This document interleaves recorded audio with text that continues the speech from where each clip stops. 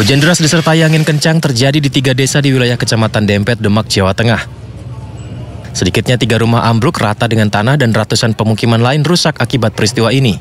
Selain merusak rumah warga, sejumlah pohon di kawasan setempat juga roboh akibat diterjang angin kencang. BPBD Kabupaten Demak melakukan pendataan guna merinci kerugian pasti akibat peristiwa ini.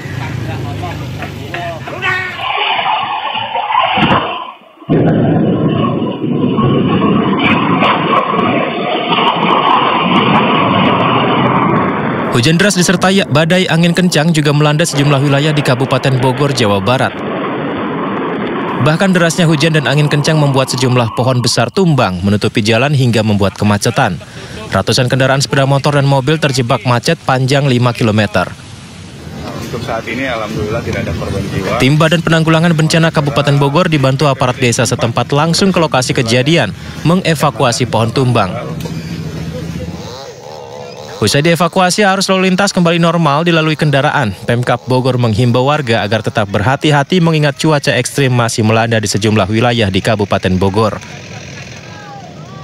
Dari Kabupaten Bogor, Jawa Barat dan Demak, Jawa Tengah, Tim Liputan iNews melaporkan. Kebakaran menghanguskan sebuah gudang logistik rumah sakit di kawasan Koja, Jakarta Utara pada Minggu dini hari. Diduga kebakaran akibat korsleting listrik. Beginilah kondisi kebakaran yang menghanguskan gudang logistik rumah sakit di Jalan Keramat Jaya Raya, Kecamatan Koja, Jakarta Utara. Api menghanguskan 3 gudang logistik yang berada di area rumah sakit. Tim pemadam yang tiba di lokasi langsung berusaha memadamkan api agar tidak semakin meluas. Diduga kebakaran akibat korsleting listrik dari salah satu gudang. Meski berada di area rumah sakit, kebakaran tidak mengganggu aktivitas rumah sakit. Sedikitnya 14 unit mobil pemadam kebakaran dikerahkan untuk memadamkan api.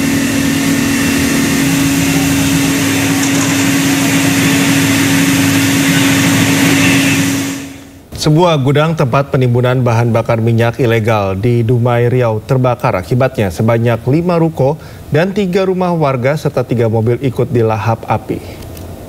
Kebakaran itu nggak bisa cepat ya.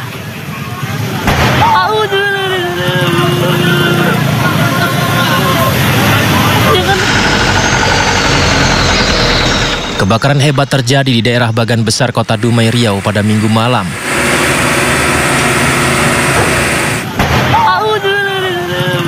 Dalam video amatir, kebakaran terjadi di sebuah gudang penimbunan BBM ilegal dan sempat membuat panik warga karena sempat terdengar beberapa kali suara ledakan. Api cepat membesar hingga merambat ke rumah warga. Akibatnya sebanyak 5 unit ruko dan 3 rumah serta 3 mobil milik warga habis dilalap si jago merah. Api baru bisa dipadamkan 2 jam setelah kejadian. 6 unit mobil pemadam kebakaran dari Kota Dumai diterjunkan ke lokasi untuk memadamkan api. Hingga kini pihak kepolisian dari Polres Dumai masih melakukan penyelidikan guna mencari pasti penyebab dari kebakaran. Beruntung dalam peristiwa kebakaran tidak ada korban jiwa, kerugian ditaksir mencapai miliaran rupiah. Dari Dumai, Riau, Dedi Iswandi, iNews melaporkan. Kawali informasi Sindo Today hari ini, pemirsa, awan panas disertai banjir lahar hujan Gunung Semeru menerjang sejumlah jalur aliran lahar setelah puncak Gunung Semeru diguyur hujan pada Minggu sore. Ya, akibatnya sejumlah penambang pasir di kaki Gunung Semeru panik menyelamatkan diri dari kawasan rawan banjir lahar. Ada yang di bawah waspada, di sebelah ini sudah kabur semua, waspada yang di bawah. Sejumlah penambang pasir di jalur aliran lahar Kalilanang Gunung Semeru ini panik di desa Sepiturang, Pronojiwo, Lumajang, Minggu sore. Mereka menyelamatkan diri setelah petugas memberi info terjadi awan panas disertai banjir lahar hujan Gunung Semeru. Awan panas terekam di pos pengamatan gunung api dengan amplitudo maksimal 22 mm selama 478 detik. Disusul banjir lahar hujan dengan amplitudo maksimal 32 mm. Banjir lahar membawa material vulkanik, pasir, dan bebatuan. Akibatnya, jalur alternatif Lumajang Malang melalui Curah Kobokan ditutup total. Dengan tertib ya untuk meninggalkan lokasi tambang, namun ya bagi pelaku-pelaku pembeli pasir itu gak ada kepanikan dari seketika, tidak sampai 5 menit itu sudah terevakuasi semua. Warga diimbau waspada karena puncak Gunung Semeru diguyur hujan deras dan berpotensi banjir lahar. Dari Lumajang, Jawa Timur, Yayan Nugroho melaporkan. Korban pengungsi akibat erupsi Gunung Lewotobi laki-laki terus meningkat mencapai lebih dari 8.400 jiwa di Flores Timur, Nusa Tenggara Timur. Erupsi juga membuat 3 orang yang merupakan satu keluarga mengalami luka bakar di tangan, kaki, dan kepala.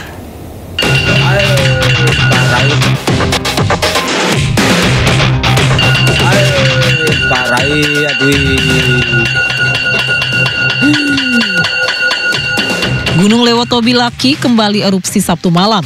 Erupsi disertai lava pijar dengan amplitudo maksimum 47,3 mm, bahkan terekam video amatir warga. Akibat abu panas dan lava pijar erupsi, 3 orang yang merupakan satu keluarga mengalami luka bakar di bagian kaki, kepala, dan tangan. Tak hanya itu, rumah mereka juga ikut terbakar. Keluarga yang benar-benar korban luka-luka yang semuanya habis. Mereka keluar langsung rumah semua terbakar. Rumah terbakar? Tidak luka. Sini rumah terbakar terus mereka luka parah. Dahsyatnya letusan Gunung Lewotobi laki-laki membuat jumlah pengungsi terus bertambah menembus 8.431 jiwa yang kini tersebar di 3 titik posko pengungsi. Para pengungsi memilih mengungsi ke tempat pengungsian karena khawatir aktivitas erupsi kembali meningkat dan mengeluarkan materi baru pasir yang membahayakan. Kalau pengungsi jumlahnya adalah 8.431. Itu akan bertambah atau kemungkinan akan tambah karena ada beberapa yang masih mengungsi mandiri. Sebelumnya erupsi Gunung Lewotobi laki-laki pada 3 November 2024 lalu telah menewaskan 1 orang warga. Dari Flores Timur, Nusa Tenggara Timur, Joni Nura, iNews melaporkan. Gunung Lewotobi laki-laki kembali erupsi dengan ketinggian kolom abu 5.000 meter yang disertai lava pijar dan api. Di tengah kecemasan, pengungsi mengeluh dengan makanan bantuan di posko Lewoingu yang ternyata kadaluarsa.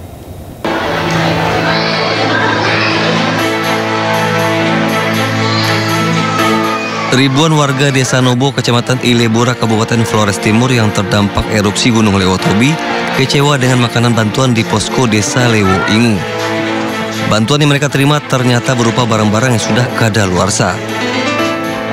Warga berharap pemerintah dan instansi terkait lebih memperhatikan proses seleksi dan distribusi bantuan, mengingat pentingnya kondisi fisik barang-barang tersebut bagi kesehatan warga. Yang hari ini saya buka, saya temukan sudah barang semua sudah menjadi dewasa, Pak. Karena tanggal dan waktunya itu sudah berlalu, Pak. Jadi kami minta mohon kepada pemerintah, kalau memberi barang kepada kami sebagai pengungsi atau masyarakat, kami butuhkan barang itu yang betul-betul tepat pada waktunya, Pak. Sementara itu, 1 keluarga mengalami luka bakar akibat letusan Gunung Lewotobi laki-laki. Matias dan istrinya terluka di bagian kaki, kepala, dan tangan akibat terkena lava pijar dan abu panas letusan Gunung Lewotobi.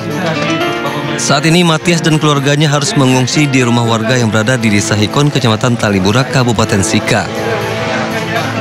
Kami tampung ada 6 kakak, ada 20 orang, 20 jiwa. 20 jiwa. Terus ada keluarga yang benar-benar korban luka-luka yang semuanya habis. Mereka keluar langsung rumah semua terbakar. Itu ada rumah terbakar? Tidak luka. Ini rumah terbakar terus Mereka luka parah. luka bakar karena letusan. Mereka sudah meninggal. Sudah dirawat di sini berapa lama? Rawat di sini 1 minggu lebih. Ini suster dari Damian sudah Lembata sudah turun tangan. Berarti mereka kena lava pijar itu ya? Iya. Gunung Lewotobi laki-laki Nusa Tenggara Timur kembali erupsi dengan tinggi kolom abu teramati lebih kurang 5.000 meter di atas puncak. Erupsi ini terekam di seismograf dengan amplitudo maksimum 47,3 mm dan durasi 4 menit 24 detik. Gunung Lewotobi laki-laki masih berada pada status level 4 atau awas. Masyarakat di sekitar Gunung Lewotobi laki-laki dan pengunjung dilarang melakukan aktivitas apapun dalam radius 7 km dari pusat erupsi gunung. Dari Flores Timur, Nusa Tenggara Timur, Joni Nura, iNews melaporkan. Sempat dikabarkan meninggal dunia korban kecelakaan truk tanah di Tangerang, Banten selamat dan tengah menjalani operasi. Sementara itu Jalan Raya Salembaran Jaya yang sempat diblokade warga telah dibuka. Makanin saya. Kondisi korban yang masih kelas 3 SD pasca kecelakaan mulai membaik. Meski sempat mengalami kekurangan darah, namun telah ditangani dan menjalani operasi pada kaki kirinya di Rumah Sakit Umum Kabupaten Tangerang. Kapolres Metro Tangerang Kota meluruskan berita yang sempat beredar korban meninggal tidak benar. Korban dinyatakan selamat dan sudah selesai melakukan operasi dan saat ini dalam perawatan intensif. Karena banyak beredar, baik itu di medsos atau media elektronik, bahwa korban meninggal. Jadi saya pastikan bahwa korban selamat dan saat ini tadi sudah selesai dilaksanakan operasi dan alhamdulillah kakinya masih bagus. Ya, ini tadi informasi dari Pak PJ Bupati ya, tadi pada saat rapat ditunjukkan fotonya juga korban. Jadi tidak ada korban itu meninggal dunia. Jadi saya pastikan bahwa korban selamat yaitu saudari Alika umur 9 tahun. Sementara itu, guru sekolah korban yang menjenguk mengatakan korban saat ini telah menjalani operasi dan membutuhkan banyak darah. Sudah banyak membutuhkan darah. Semalam itu sudah transfusi darah, bahkan tim dokter pun sudah melakukan operasi pembersihan luka di korban. Pasca terjadinya kerusuhan di Jalan Raya Salembaran Jaya, Kecamatan Kosambi, Kabupaten Tangerang, Banten, kondisi jalan utama sudah normal dan dapat dilalui kendaraan bermotor. Namun truk bermuatan tanah masih belum melintas di jalan tersebut hingga hari ini. Dari Kabupaten Tangerang, Banten, Hasnugara, iNews melaporkan. Ketegangan mewarnai aksi unjuk rasa warga di Kelurahan Meruyung, Limo, Kota Depok, Minggu pagi. Warga menolak tempat pembuangan sampah liar di permukiman warga. Dengan membawa spanduk dan poster berisi penolakan, mereka berjalan kaki menuju TPS.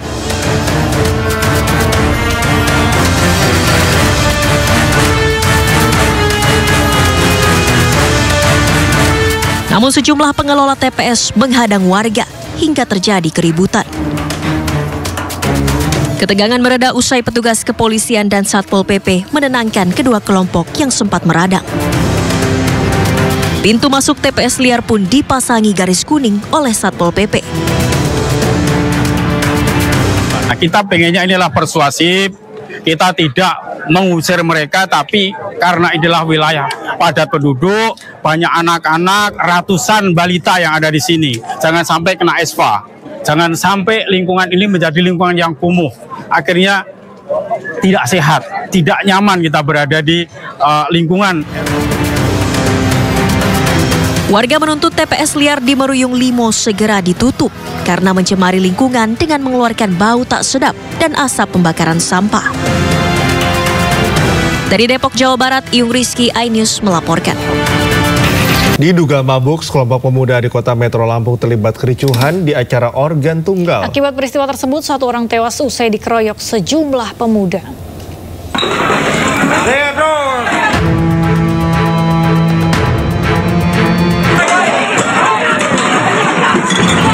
Kericuhan sekelompok pemuda yang diduga mabuk terjadi di sebuah acara organ tunggal di kawasan Hadimulyo Timur, Kecamatan Metro Pusat, Kota Metro Lampung. Diduga keributan terjadi hanya karena saling senggol. Akibat peristiwa tersebut, seorang pria bernama Agustino berusia 41 tahun meninggal dunia akibat dikeroyok sejumlah pemuda. Polisi pun langsung mengamankan 10 orang dalam kericuhan tersebut. Usai gelar perkara, polisi menetapkan 5 orang sebagai tersangka serta 1 orang DPO. Pengeroyokan, kemudian terjadinya penganiayaan sehingga mengakibatkan meninggal dunia yang disebabkan adanya hiburan malam atau organ tunggal yang tepatnya di Jalan Macan 22 Kambingan ya, Kelurahan Hadimulyo Timur ya, Kecamatan Metro Pusat, Kota Metro. Nah, sementara ini untuk para pelaku sudah kita amankan. Ya, sementara untuk korban masih dilakukan otopsi di Rumah Sakit Bayangkara. Untuk mempertanggungjawabkan perbuatannya, seluruh pelaku yang diamankan saat ini telah dijebloskan ke sel tahanan Mapolres Kota Metro dan dijerat dengan pasal tentang pengeroyokan yang mengakibatkan kematian dengan ancaman pidana penjara maksimal 7 tahun. Dari Kota Metro Lampung, Tinus Ristanto, iNews melaporkan. Polisi mengamankan 4 orang pelaku terduga bandar narkoba jaringan internasional di wilayah Kota Medan, Sumatera Utara. Dari tangan pelaku, petugas berhasil menyita 40 kg narkoba jenis sabu yang dibungkus dalam kemasan teh.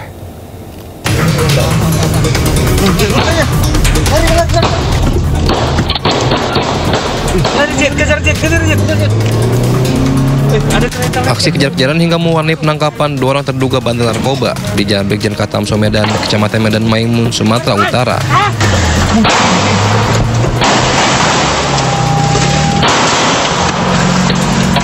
Dalam pengejaran, polisi dari Direktorat Narkoba Polda Sumatera Utara bahkan sempat menguji mobil para tersangka dengan tembakan saat berusaha kabur dari sergapan polisi. Upaya pelarian tersangka terhenti saat petugas kepolisian mengenai ban mobil yang dikendari tersangka dan mengakibatkan mobil terhenti.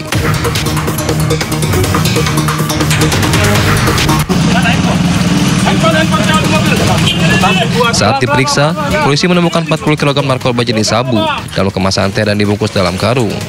Tidak sampai di situ, dari hasil pengembangan, polisi kembali meringkus 2 orang tersangka di daerah Deli Serdang, Sumatera Utara. Mengamankan 4 orang pelaku narkoba yang merupakan target operasi di narkoba Polda Sumut.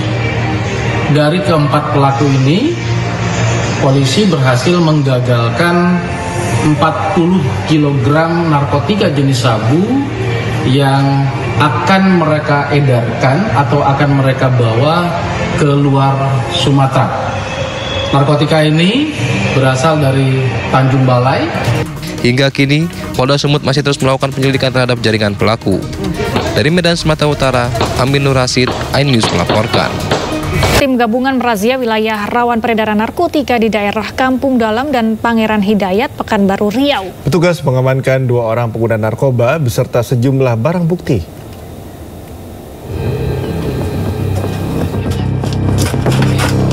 Tim gabungan menyisir setiap gang dan memeriksa satu persatu rumah kosong yang diduga dijadikan tempat peredaran narkoba di Kampung Dalam dan Pangeran Hidayat, Pekanbaru. Dibantu anjing pelacak dari 2 lokasi ini, tim gabungan menemukan 7 alat isap sabu dan ratusan plastik pembungkus sabu. Nah, Bella. Ya. Nih, hantam aja.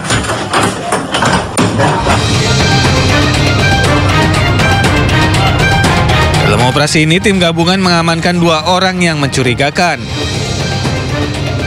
Setelah dilakukan tes urin, 2 pria yang diamankan tersebut ternyata positif mengkonsumsi narkoba. Selanjutnya, mereka dibawa ke kantor Polda Riau untuk dilakukan pemeriksaan lebih lanjut. Kita menemukan beberapa alat hisap narkoba, kemudian plastik bening, dan ada juga yang diamankan, yaitu ada 2 orang. Kemudian kita lakukan tes urin dan hasilnya positif. Operasi ini bertujuan menekan peredaran dan penyalahgunaan narkotika di wilayah Riau, khususnya di daerah rawan narkoba di Pekanbaru. Dari Pekanbaru Riau, Indra Yose Rizal, iNews melaporkan. Pemirsa, saatnya kita beralih untuk simak pantauan arus lalu lintas. Kami telah terhubung dengan Bribda Eklesia dari MTMC Polri yang kini berada di kawasan Matraman, Jakarta Timur. Ya, Bribda Eklesia, bagaimana pantauan arus lalu lintas dari tempat Anda melapor?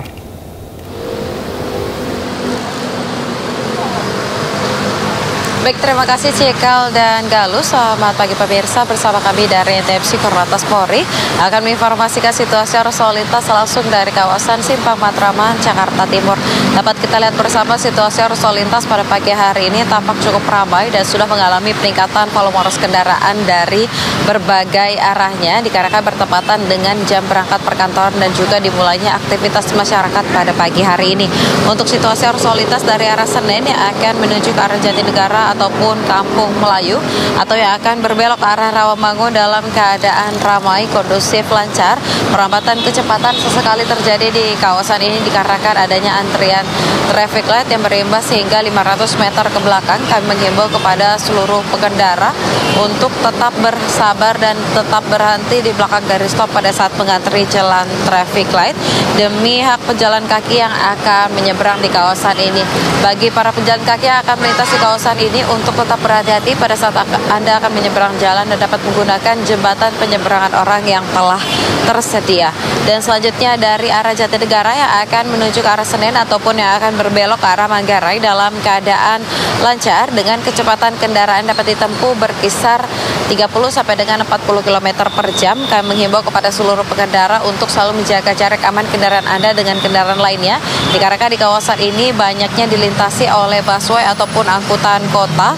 Dan kami juga menghimbau untuk selalu menjaga batas maksimal kecepatan kendaraan Anda. Dan tidak lupa pemirsa, kami menghimbau untuk selalu mematuhi rambu lalu lintas serta marka jalan yang berlaku dan tidak menggunakan ponsel pada saat Anda sedang berkendara. Dan berdasarkan data RSMS Korlantas Polri, angka kecelakaan lalu lintas di seluruh Indonesia per 1x24 jam terjadi 182 kasus laka lantas yang mengakibatkan 15 orang meninggal dunia, 32 orang luka berat dan 255 orang luka ringan. Dari kasus laka lantas tersebut 55,9% terjadi pada waktu siang hari. Untuk itu kami menghimbau kepada seluruh pengendara untuk terus meningkatkan konsentrasi pada saat Anda sedang berkendara dan tidak melakukan aktivitas lain yang dapat mengganggu konsentrasi Anda. Bagi Anda pemirsa yang mendapatkan informasi situasi arus lalu lintas selengkapnya, dapat menghubungi call center kami di 1500669 atau melalui SMS center di 9119. Selamat beraktivitas, hati-hati di jalan, dan salam presisi. Demikian Bribda Eklesia melaporkan, kembali kepada Galuh dan juga Cikal. Silakan. Baik, terima kasih Bribda Eklesia melaporkan dari kawasan Matraman, Jakarta Timur. Selamat bertugas kembali dan salam presisi. Polisi kembali meringkus 2 tersangka mafia judi online. Keduanya diduga terkait dengan jaringan judol yang melibatkan pegawai Kementerian Komunikasi dan Digital.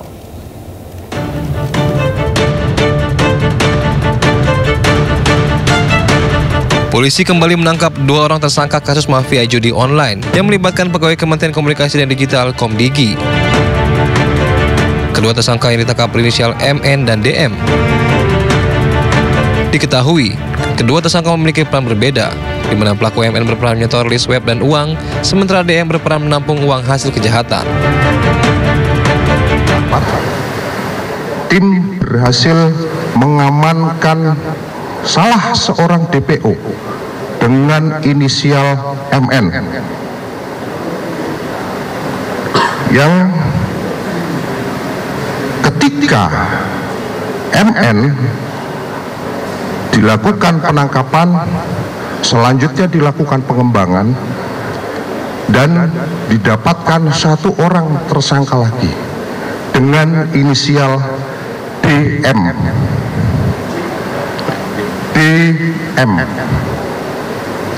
yang terlibat dengan perjudian online. Oleh karenanya, terhadap kedua orang tersangka sudah dilakukan penangkapan dan rekan-rekan tadi sudah menyaksikan bahwa kedua orang tersangka sudah dibawa oleh tim penyidik. Adapun peran daripada MN adalah sebagai penghubung.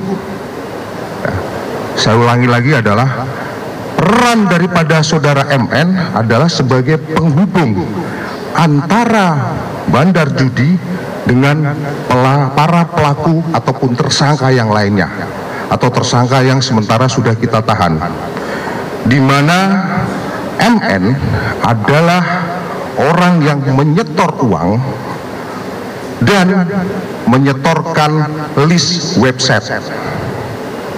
Jadi saya ulangi lagi bahwa peran daripada MN ini adalah yang menyetorkan uang dan menyetorkan atau menyerahkan list website untuk dijaga websitenya supaya tidak diblokir.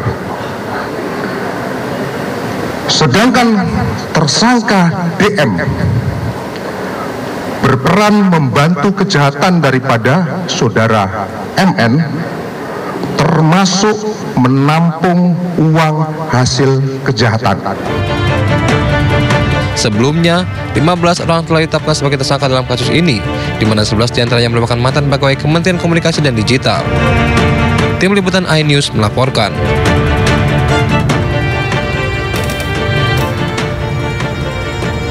Aksi bagi-bagi uang yang dilakukan salah satu calon Bupati Pandeglang kepada semua warga yang hadir di sebuah acara viral. Ya, kini pihak Bawaslu melakukan penelusuran dengan memeriksa sejumlah saksi. Jika terbukti bersalah, calon Bupati tersebut akan didiskualifikasi.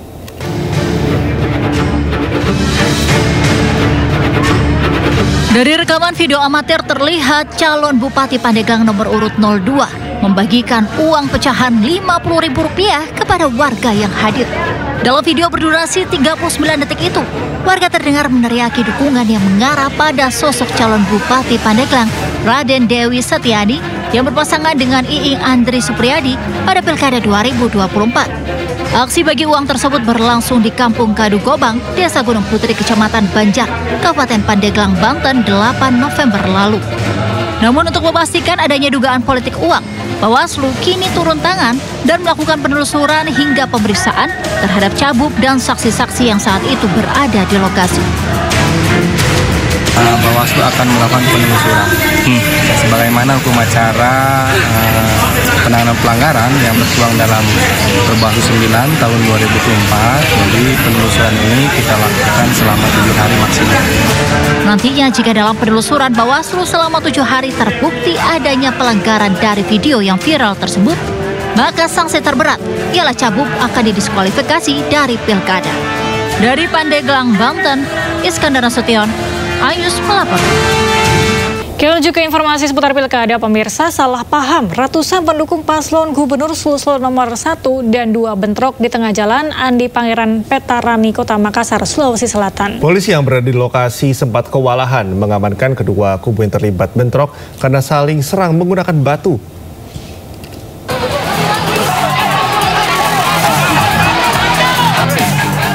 Bentrokan kembali mewarnai debat publik kedua calon gubernur dan wakil gubernur Sulawesi Selatan di salah satu hotel di Kota Makassar, Sulawesi Selatan. Ratusan pendukung kedua pasangan calon saling serang menggunakan batu di tengah jalan Andi Pangeran Petarani dan jalan Andi Jema. Akibatnya, satu anggota Brimopolda Sulawesi Selatan terluka terkena lemparan batu. Bentrokan diduga dari orasi kedua kubu di tengah jalan. Saling ejek, emosi, hingga bentrok. Antara kedua kelompok pendukung, ya kebetulan kan di jalan padat, tak salah pengaman itulah yang akhirnya memanas, kemudian ada sedikit terjadi antara kedua kelompok. Tapi sekarang alhamdulillah sudah. Polisi masih berjaga di lokasi dan memisahkan kedua kubu, mendukung paslon agar suasana kondusif. Dari Makassar, Sulawesi Selatan, Julius Bin melaporkan. Hujan deras bercampur angin kencang merobohkan kampanye bakal calon gubernur Banten nomor urut 1 Airin Ade di lapangan Citra Raya Cikupa, Kabupaten Tangerang. Ya, beruntung tak ada korban jiwa dalam peristiwa ini. Guys, lokasi di... Inilah detik-detik ambruknya panggung kampanye calon gubernur Banten, Airin Rahmidiani, Ade Sumardi, pasangan nomor urut 1 yang digelar di lapangan Citra Raya, Cikupa, Kabupaten Tangerang, Minggu siang. Panggung utama ambruk karena tidak kuat menahan derasnya hujan dan terjangan angin kencang. Para penonton pun langsung menyelamatkan diri. Usai panggung ambruk, Airin menghampiri warga yang mengalami luka untuk mendapat pengobatan dari tim medis. Tak mau menggunakan panggung, Airin naik mobil komando dan menggunakan pengeras suara menyerukan agar para pendukung dan simpatisannya untuk pulang. Alhamdulillah suasana hujan ini artinya berkah dari Allah. Apapun setiap musibah pasti ada hikmahnya. Nah, ini menjadi proses pembelajaran juga bagi kita tentunya bagaimana memasang panggung dengan baik. Tapi saya bersyukur alhamdulillah ada pun yang terluka sudah bisa kita tangani walaupun tidak banyak. Akibat kejadian ini, Airin tak melanjutkan kampanyenya. Simpatisan pun memilih pulang membubarkan diri.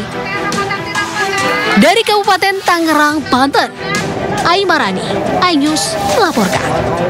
Calon Gubernur Jakarta nomor 1 Ridwan Kamil bersama relawan Jaguar RK menggelar program sembako murah bagi warga Koja, Jakarta Utara. Dalam kegiatan tersebut, RK sekaligus menyerap aspirasi warga, yang salah satunya terkait program dokter keliling dan kartu lansia. Kedatangan Ridwan Kamil disambut antusias warga, terutama emak-emak yang berebut untuk bersalaman dan bersuah foto dengan calon Gubernur Jakarta nomor urut 1 ini. Dalam kesempatan ini, RK bersama relawan Jaguar RK juga menggelar program sembako murah dan pengobatan gratis, sembari menyerap aspirasi jadi warga, yang salah satunya terkait layanan kesehatan. Mantan Gubernur Jawa Barat ini pun berjanji akan menyediakan kartu lansia dan dokter keliling jika terpilih menjadi Gubernur Jakarta nantinya. Pernah ngomong begini cuma di hati doang.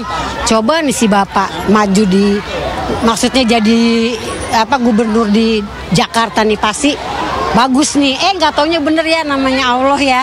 Ngabulin ya, mudah-mudahan aja Pak Ridwan Kamil menang 1 putaran. Calon Gubernur nomor urut 1 Ridwan Kamil juga menghadiri acara bincang bersama para pegiat kuliner Jakarta di Batavia Peak, Jakarta Utara. Bahwa Jakarta itu akan menjadi kota global. Paling cepat itu konsepnya adalah menjadikan Jakarta kota globalnya itu di bidang kuliner. Nah, kuliner tidak hanya makanan enak, tapi butuh tempat yang punya desain dan kreativitas yang membuat orang akhirnya betah mendokumentasikan, atau istilahnya selfie ekonomi. Sebelumnya RK menghadiri acara Majelis Fakihatuddin dengan Habib Hanif Alatos bersama 400 majelis taklim se-DKI Jakarta di Gandaria Utara, Jakarta Selatan. Dalam rangkaian kampanyenya, pasangan Suswono di Pilkada Jakarta ini memperkenalkan dirinya yang berasal dari keluarga pendidik dan juga pejuang di tanah Sunda, serta dekat dengan guru dan ulama. Tim Liputan iNews melaporkan. Kampanye akbar calon wakil gubernur nomor 3 Ratno Karno bersama Forum Komunikasi Anak Betawi atau Forkabi berlangsung meriah. Dalam acara tersebut, Forkabi memberikan dukungan kepada pasangan calon Pramono Rano Karno dalam Pilkada Jakarta 2024. Presiden, kita sudah berkolaborasi dan sudah Kampanye akbar Forkabi mendukung pasangan calon Pramono dan Rano Karno berlangsung penuh semangat. Ribuan anggota Forkabi dan masyarakat Betawi hadir memeriahkan sebagai bentuk dukungan kepada mereka, kepada pasangan calon yang mereka anggap mampu mewakili aspirasi masyarakat Betawi. Dukungan ini memberikan energi positif bagi pasangan Pramono Rano dalam menghadapi sisa waktu kampanye yang ada. Dalam kesempatan ini, Rano Karno juga menyampaikan rasa syukurnya atas semangat luar biasa dari para pendukung setianya. Ia juga mengingatkan tim dan para pendukung untuk memaksimalkan waktu kampanye yang tersisa 17 hari lagi.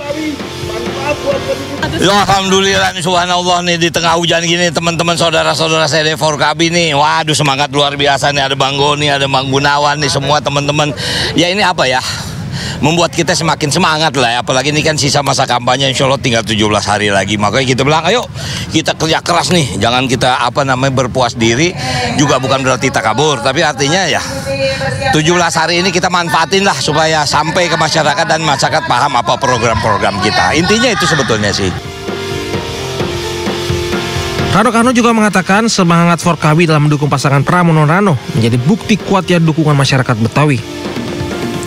Dengan waktu kampanye semakin singkat, Rano Karno dan timnya terus mengupayakan agar program-program mereka tersampaikan dengan baik ke masyarakat. Dari Jakarta, Wenda Nura, Nadifa Adin melaporkan. Presiden Prabowo Subianto bernyanyi di tengah forum acara Indonesia-Cina Bisnis di Beijing, Tiongkok. Nyanyian Prabowo pun disambut tepuk tangan para peserta.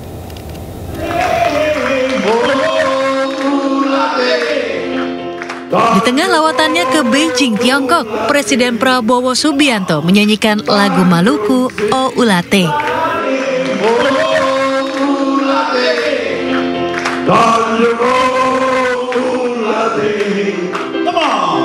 Tanjung Sibari, Tanjung Ulate.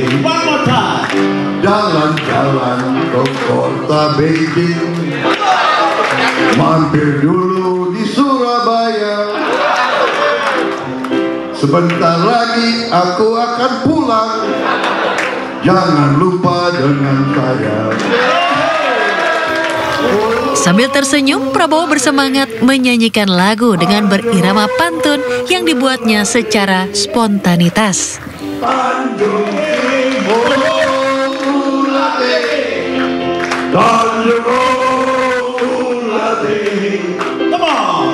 Tanjung Sibari, Tanjung Ulate. One more time.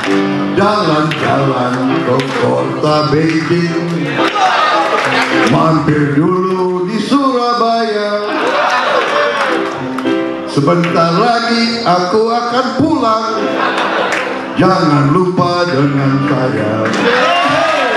Prabowo juga sempat memberikan kesempatan Menteri Luar Negeri Sugiono melanjutkan nyanyiannya. Ulate, Tanjung Ulate, Sibari, Tanjung Ulate, masak sayur pakai belimbing, sayur matang di atas meja. Hati senang di kota Beijing, bertemu teman-teman semua. Nyanyian Prabowo di sela-sela acara Indonesia-China Business Forum disambut hangat para peserta forum. Usai menyelesaikan lawatan kenegaraan di Beijing, Prabowo akan bertolak ke Washington DC, Amerika Serikat.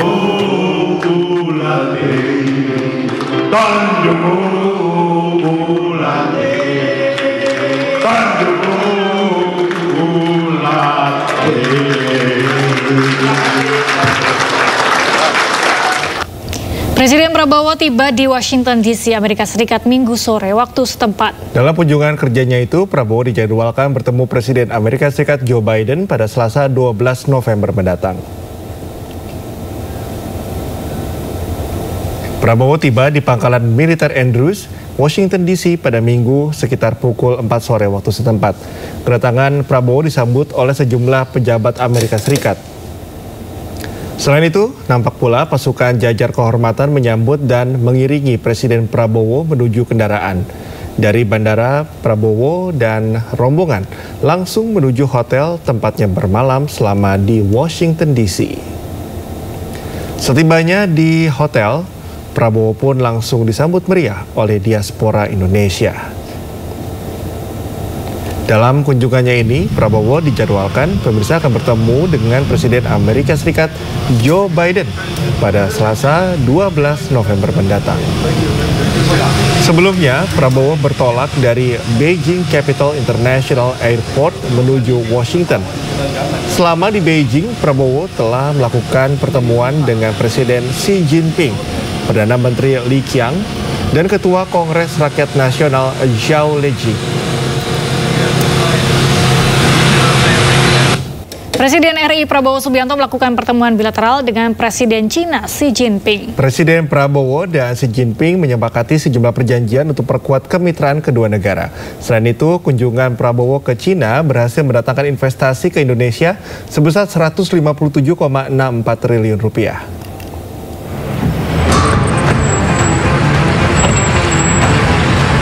Tiba di The Great Hall of the People China pukul 16:30 waktu setempat.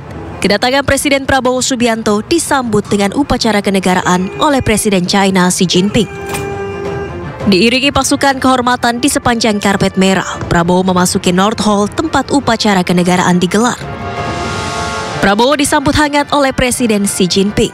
Keduanya berjabat tangan sebagai tanda persahabatan yang erat antara Indonesia dan China. Prabowo mengenalkan satu persatu delegasi Indonesia yang hadir. Dan dilanjutkan dengan upacara kehormatan yang berlangsung hikmat dengan diiringi lagu kebangsaan Indonesia dan China. Dalam pembicaraan resmi dua pemimpin negara, Presiden Prabowo menegaskan kembali komitmen Indonesia untuk meningkatkan hubungan dengan China dan berterima kasih atas dukungan yang diberikan China kepada Indonesia. President Xi, distinguished leaders, I would like to reiterate our commitment to enhance this relationship and to work together for the mutual benefit of our two peoples and for the prosperity, peace and stability of all of Asia. That is my commitment. I'm convinced that the relationship between Indonesia and China will bring a conducive atmosphere in the strategic situation in Asia and in our region especially. Our relationship is getting stronger and stronger. China is a strategic economic partner of Indonesia, top investor in Indonesia, and we thank you very much for your support. China menjadi negara pertama yang dikunjungi Prabowo usai dilantik sebagai presiden pada 20 Oktober 2024 lalu. Prabowo menekankan kunjungan ini bukan hanya mencerminkan hubungan diplomatik, namun juga persahabatan mendalam antara kedua negara. Tim Liputan iNews melaporkan. Wakil Presiden Gibran Rakabuming Raka membuka kanal pengaduan masyarakat yang dapat diakses langsung dengan mendatangi Istana Wapres. Layanan yang diberi nama Lapor Mas Wapres itu diumumkan kepada publik melalui akun Instagram Gibran Rakabuming Raka yang diunggah minggu kemarin. Layanan laporan di Istana Wakil Presiden Jalan Kebon Siri, Jakarta Pusat dibuka setiap Senin hingga Jumat pukul 8 pagi hingga 2 siang. Selain itu, Wapres Gibran juga memfasilitasi laporan via aplikasi pesan WhatsApp di nomor 0811 170 42207 sebagai alternatif laporan.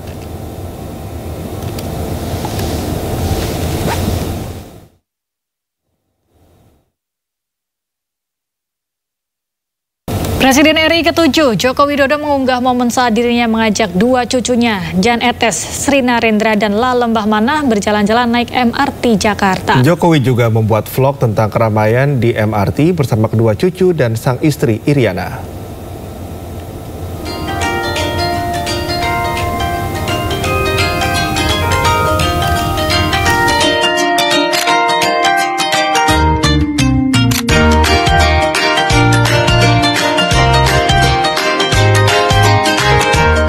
Pagi hari ini saya naik MRT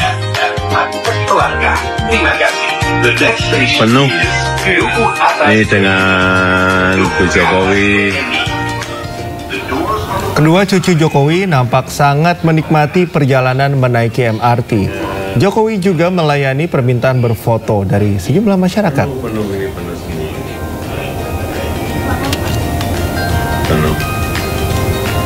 Ini sangat bermanfaat untuk masyarakat di Jakarta.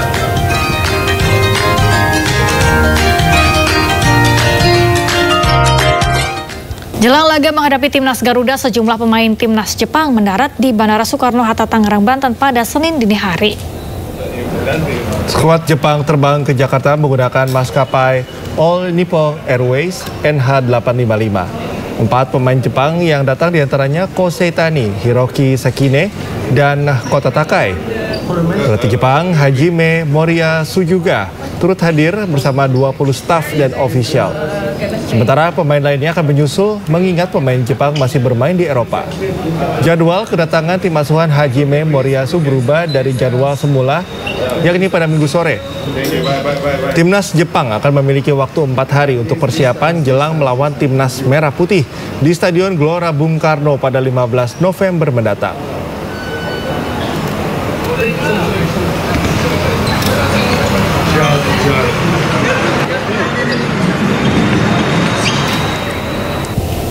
Pemirsa, Kevin Dix menceritakan kedekatannya Indonesia kepada pesepak bola Yusa Nugraha. Kevin Dix mengaku memiliki ibu, kakek, nenek asli Indonesia dan memiliki tato bertuliskan Indonesia karena mencintai asal-usulnya. Ik heb bijvoorbeeld een test gedaan met mijn diëtist, waaruit blijkt dat ik eigenlijk zo dicht mogelijk bij mijn roots moet eten, Indonesisch. Dus veel kruiden, veel rijst, ja, dat soort dingen. Waardoor ik ook mijn lichaam pakt dat het best op. Dus dat geeft me ook de meeste kracht en ja, de meeste kracht om een wedstrijd bijvoorbeeld te spelen. Oké, dus veel, misschien kip, veel vlees. Ja, niet. Misschien minder vlees, maar ook kip en groentes en gewoon rijst met groenten. Gewoon eigenlijk nasi goreng, het makkelijkste. Het is Indonesisch. Achternaam is Bakar Bessi. Mijn opa en oma die komen allebei uit Indonesië. Die zijn hier naar Nederland gekomen toen ze 5, 6 jaar oud. Dus mijn opa en oma, mijn opa vooral, die gaat jaarlijks terug naar Indonesië, naar Ambon, waar mijn opa vandaan komt. Mijn oma komt uit, als ik het goed zeg, Salut, maar ik weet niet zeker. Ik ben zelf ook al 2 keer in Indonesië geweest, alleen niet waar mijn familie zeg maar, vandaan komt. Ze hebben daar wel, ik heb daar genoeg contact met mensen, zeg maar. Ik heb ook een shirtje daar hangen in een cafeetje op Ambon.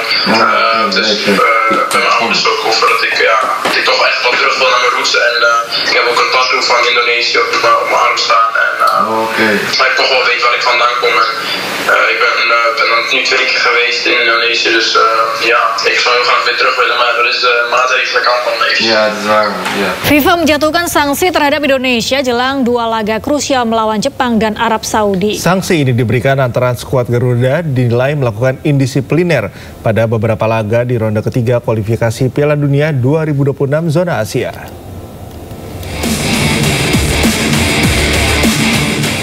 Kabar kurang sedap datang dari Timnas Indonesia.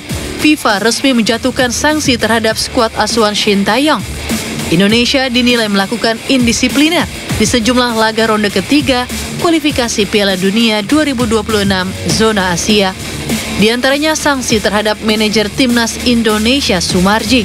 Sumarji dijatuhi sanksi skorsing 1 laga dan denda sebesar 5.000 franc Swiss atau sekitar 89 juta rupiah usai melakukan protes keras dalam laga Timnas Indonesia kontra Bahrain. Sumarji yang saat itu dijatuhi kartu merah melakukan protes terkait kepemimpinan wasit Ahmed Alkaf yang dinilai membuat keputusan kontroversial. Selanjutnya sanksi untuk asisten pelatih Timnas Indonesia Kim Jong-jin. Asisten pelatih Shin Tae-yong ini mendapatkan hukuman lebih berat dalam laga melawan Bahrain. Skorsing 4 laga dan denda sebesar 5.000 franc Swiss atau sekitar 89 juta rupiah diterimanya.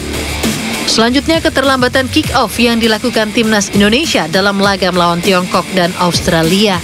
Skuad Garuda didenda 10.000 franc Swiss atau sekitar 178 juta rupiah dalam partai tandang melawan Cina di Sintau. Untuk keterlambatan kick-off melawan Australia di Stadion GBK Jakarta, FIFA hanya memberikan teguran. Sementara itu terkait sanksi yang dijatuhkan FIFA pada Timnas Indonesia, PSSI buka suara. Menurut anggota Komite Eksekutif PSSI, Arya Sinulinga, pihaknya akan patuh dan melakukan evaluasi ke depannya, terlebih soal keterlambatan dalam kick-off pertandingan.